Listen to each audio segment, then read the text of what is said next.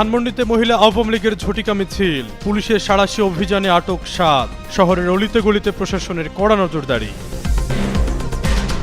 ঝিনাইদহের রাশেদ খানের সামনে বিএনপির দুই গ্রুপের ব্যাপক সংঘর্ষ, পুলিশ সহ আহত ৮। পাল্টাপাল্টি অবস্থান এলাকা জুড়ে উত্তেজনা।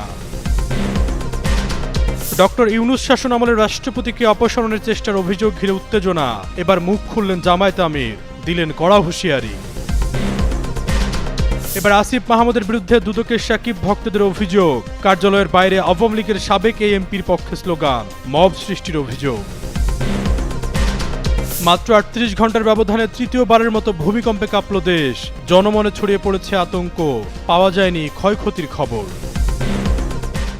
ঝটিকা মিছিলের সময় ঢাকার ধানমন্ডি থেকে মহিলা আওয়ামী লীগের ৭ নেত্রী ও তাদের বহনকারী মাইক্রোবাসের চালককে আটক করেছে পুলিশ।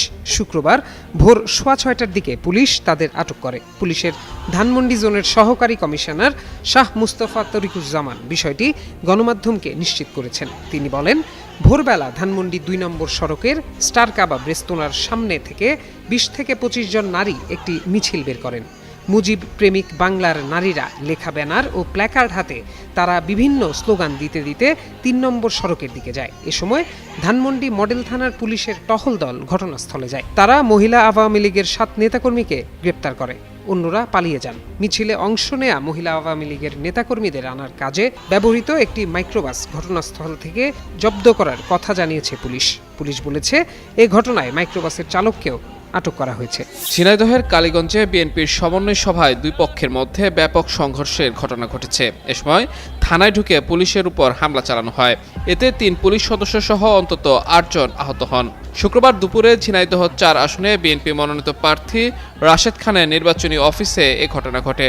সংঘর্ষের সময় রাশেদ খান উপস্থিত ছিলেন। নেতাকর্মীরা জানায়, শুক্রবার সকালে ত্রয়োদশ জাতীয় সংসদ নির্বাচনে ঝিনাইদহ ৪ আসনে বিএনপি প্রার্থী রাশেদ খানের পরাজিত হওয়ার কারণ নিয়ে মহারাজপুর ইউনিয়ন বিএনপির সমন্বয় সভা চলছিল। এ সময় সভায় মহারাজপুর ইউনিয়নের চেয়ারম্যান খুরশিদ আলমের বিরুদ্ধে জামায়াতের পক্ষে প্রচারণার অভিযোগ তোলেন ইউনিয়ন বিএনপির সভাপতি শাহজাহান আলী। এনে দুপক্ষের মধ্যে বাকবিতণ্ডা হয়, পরে হাতাহাতির ঘটনা ঘটে। এক পর্যায়ে তারা থানায় ঢুকে পুলিশের উপর হামলা করে। এতে ৩ পুলিশ সদস্য আহত হন। পরে পুলিশ লাঠিচার্জ করে পরিস্থিতি নিয়ন্ত্রণে আনে। বাংলাদেশ জাতীয় দলের পোস্টার বয় সাকিব আল হাসানকে ঘিরে আবারও উত্তপ্ত রাজনীতির ময়দান। সাকিবকে কেন্দ্র করে বড় সড় তোপের মুখে পড়েছেন সাবেক অন্তর্বর্তীকালীন সরকারের যুব ও ক্রীড়া উপদেষ্টা এবং জাতীয় নাগরিক পার্টির মুখপাত্র আসিফ মাহমুদও। দুর্নীতি দমন কমিশন কার্যালয়ে গিয়ে এক প্রকার মব সৃষ্টি করে আসিফ মাহমুদের বিরুদ্ধে অভিযোগ দাখিল করেছে আওয়ামী লীগের সাবেক সংসদ সদস্য ও ক্রিকেটার সাকিব আল হাসানের একদল ভক্ত। বৃহস্পতিবার দুপুরে সেগুনবাগিচায় দুদকের প্রধান কার্যালয়ে অনাকাঙ্ক্ষিত ঘটনা ঘটে।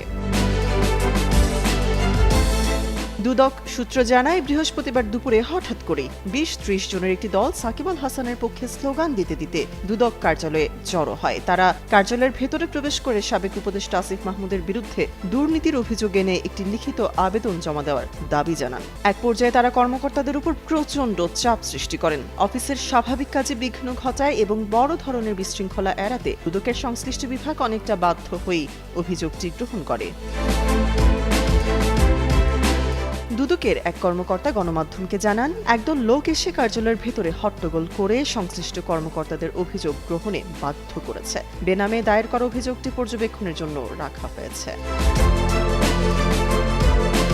তিনি আরও জানান, যে কোনো অভিযোগ জমা পড়লেই তা সরাসরি তদন্ত বা মামলার পর্যায়ে যায় না। জোর করে জমা দেওয়া অভিযোগটি আইন অনুযায়ী যাচাই বাছাই করা হবে। সুনির্দিষ্ট তথ্য উপাত্ত বা সত্যতা পাওয়া না গেলে এটি সরাসরি বাতিল করা হবে, আর অভিযোগ পাওয়া গেলে পরবর্তী প্রক্রিয়া গ্রহণ করা হবে। তামান্না তাবাসসুম শ্রেয়া, যুগান্তর নিউজ। মাত্র ৩৮ ঘন্টা ব্যবধানে তৃতীয়বারের মতো ঢাকা সহ দেশের বিভিন্ন স্থানে অনুভূত হয়েছে কম্পন। এতে জনমনে ছড়িয়ে পড়েছে আতঙ্ক। অনেক জায়গায় বাড়ির বাইরে বেরিয়ে আসেন সাধারণ মানুষ। রাজধানী ঢাকা সহ দেশের বিভিন্ন স্থানে ভয়াবহ মাত্রার ভূমিকম্প অনুভূত হয়েছে। শুক্রবার দুপুর ১:৫৪ এই ভূমিকম্প অনুভূত হয়। ইউরোপীয় ভূমধ্যসাগরীয় সিসমোলজিক্যাল সেন্টারের তথ্য অনুযায়ী রিক্টার স্কেলে এই ভূমিকম্পের মাত্রা ছিল ৫.৩। সংস্থাটি জানিয়েছে ভূমিকম্পটির উৎপত্তি স্থল ছিল সাতক্ষীরা জেলা শহর থেকে 29 কিলোমিটার দক্ষিণ পশ্চিমে। এর গভীরতা ছিল ভূপৃষ্ঠ থেকে 35 কিলোমিটার। রাজধানী ঢাকা ছাড়াও দেশের দক্ষিণ পশ্চিমাঞ্চলের জেলা এবং পার্শ্ববর্তী দেশ ভারতের কিছু এলাকাতেও এই কম্পন অনুভূত হয়। তাৎক্ষণিকভাবে এই ভূমিকম্পে কোনো ক্ষয়ক্ষতি বা হতাহতের খবর পাওয়া যায়নি। এর আগে বুধবারও রাত 10:51:49 ভূমিকম্পটি অনুভূত হয়। সেটির উৎপত্তি স্থল ছিল মিয়ানমারে। এরপর গেল বৃহস্পতিবার দুপুর 12:04:05 ভূকম্পন অনুভূত হয়। আবহাওয়া দপ্তরের ভূমিকম্প পর্যবেক্ষণ ও গবেষণা কেন্দ্র জানিয়েছে রিক্টার স্কেলে সেই ভূমিকম্পটির মাত্রা ছিল 4.6। ঢাকা ও নরসিংদীর সাম্প্রতিক ধর্ষণ ও হত্যাকাণ্ডে জড়িতদের বিরুদ্ধে কঠোর অবস্থান নিয়েছে বাংলাদেশ জামায়াতে ইসলামীর আমির ডাক্তার শফিকুর রহমান। শুক্রবার সকালে নিজের ভেরিফাইড ফেসবুক পেজে দেয়া এক পোস্টে তিনি অবিলম্বে দোষীদের গ্রেফতার, স্বচ্ছ তদন্ত এবং দৃষ্টান্তমূলক বিচার নিশ্চিত করার দাবি জানান। পোস্টে জামায়াতের আমির উল্লেখ করেন, ঢাকায় 6 বছর বয়সী এক শিশুকে নির্যাতনের পর হত্যা, নরসিংদীতে 15 বছর বয়সী কিশোরীকে সংঘবদ্ধ ধর্ষণের পর খুন এবং হাজারীবাগে এক স্কুল ছাত্রীকে হত্যার ঘটনা জাতিকে গভীরভাবে নাড়া দিয়েছে। এসব ঘটনায় রাজনৈতিক সংশ্লিষ্টতা ও প্রশাসনিক শৈথিল্যের অভিযোগও তোলেন জামায়াতের আমির। ডাক্তার শফিকুর রহমান প্রশ্ন তোলেন, শিশু তাহিয়া হত্যার ঘটনাকে কার ইশারায় দুর্ঘটনা হিসেবে চালানোর চেষ্টা হয়েছে এবং কেন ভুক্তভোগী পরিবারকে মামলা তুলে নিতে চাপ দেওয়া হচ্ছে। তার ভাষায়, ইনসাফের প্রশ্নে কোনো আপোষ নয়। ক্ষতিগ্রস্ত পরিবারগুলোর নিরাপত্তা, চিকিৎসা, আইনি সহায়তা ও পুনর্বাসন নিশ্চিত করার আহ্বান জানিয়ে তিনি বলেন, ন্যায় বিচার প্রতিষ্ঠার লড়াইয়ে তারা অবিচল থাকবেন। নানা গুঞ্জন শেষে রাষ্ট্রীয় অতিথি ভবন যমুনাতে উঠছেন প্রধানমন্ত্রী তারেক রহমান। সরকার প্রধানের নিরাপত্তা ও সচিবালয়ে যাতায়াতের সুবিধার্থে রাজধানীর হেয়ার রোডে অবস্থিত যমুনাকে তার সরকারি বাসভবন হিসেবে বেছে নেওয়া হয়েছে। বুধবার সরকারি আবাসন পরিদপ্তর নতুন মন্ত্রী প্রতিমন্ত্রীকে বাসা বরাদ্দ দেওয়ার কাজ শেষ করেছে। প্রধানমন্ত্রী তারেক রহমান রাষ্ট্রীয় অতিথি ভবন যমুনায় থাকবেন। সাবেক প্রধান উপদেষ্টা অধ্যাপক মোহাম্মদ ইউনুস 27 ফেব্রুয়ারি যমুনা ছেড়ে দেবেন। এরপরই প্রধানমন্ত্রী সেখানে উঠবেন। তবে যমুনায় কিছু সংস্কার কাজ চলমান রয়েছে, যা শিগগিরই শেষ হবে। পররাষ্ট্রমন্ত্রী খলিলুর রহমান আগে থেকেই মিন্টো রোডের 33 নম্বর বাংলোতে থাকছেন। তিনি মোহাম্মদ ইউনুসের নেতৃত্বাধীন অন্তর্বর্তী সরকারের জাতীয় নিরাপত্তা উপদেষ্টা ছিলেন। তাকে পররাষ্ট্রমন্ত্রী করে বিএনপি। ফলে তিনি এই বাড়িতেই থেকে যাচ্ছেন বলে জানিয়েছে সরকারি আবাসন পরিদপ্তর। স্থানীয় সরকার মন্ত্রী মির্জা ফখরুল ইসলাম আলমগীরকে 35 হেয়ার রোড, স্বরাষ্ট্রমন্ত্রী সালাহ উদ্দিন আহমদকে 24 বেইলি রোড, মুক্তিযুদ্ধ বিষয়ক মন্ত্রী হাফিজ উদ্দিন আহমদকে 5 হেয়ার রোড, সমাজ কল্যাণ মন্ত্রী আবু জাফর মোহাম্মদ জাহিদ হোসেনকে 25 বেইলি রোড, ধর্মমন্ত্রী কাজী শাহ মোফাজ্জল হোসেন কায়কোবাদকে 7 মিন্টু রোড, ভূমিমন্ত্রী মিজানুর রহমান মিনুকে 2 মিন্টু রোড, সংস্কৃতি মন্ত্রী নিতাই রায় চৌধুরীকে 5 মিন্টু রোড, আইনমন্ত্রী মোহাম্মদ আসাদুজ্জামানকে 1 হেয়ার রোড, পানি সম্পদ মন্ত্রী শহীদ উদ্দিন চৌধুরী অ্যানিকে 6 হেয়ার রোডের বাংলো বাড়ি বরাদ্দ দেওয়া হয়েছে।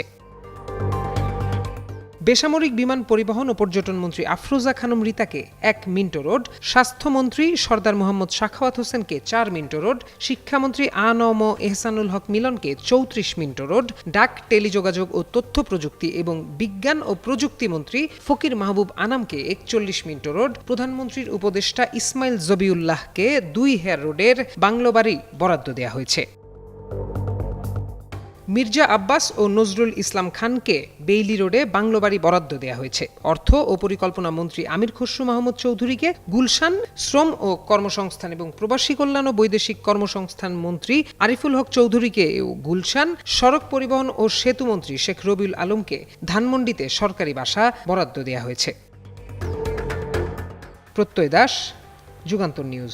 নতুন করে কর্মসূচি ঘোষণা করেছে জুলাই অভ্যুত্থানে নেতৃত্ব দেওয়া তরুণদের দল জাতীয় নাগরিক পার্টি। টানা 10 দিন দেশের বিভিন্ন প্রান্তে কর্মসূচি পালন করবেন দলের নেতাকর্মীরা। একই সঙ্গে গণভোট বাস্তবায়নের দাবি পুনর্ব্যক্ত করে বিএনপিকে হুঁশিয়ারি দিয়েছেন দলটির নেতারা। বৃহস্পতিবার ঢাকায় আয়োজিত প্রতিষ্ঠাবার্ষিকীর আয়োজনে এসব কথা বলেন এনসিপির জ্যেষ্ঠ যুগ্ম আহ্বায়ক সারোয়ার তুষার।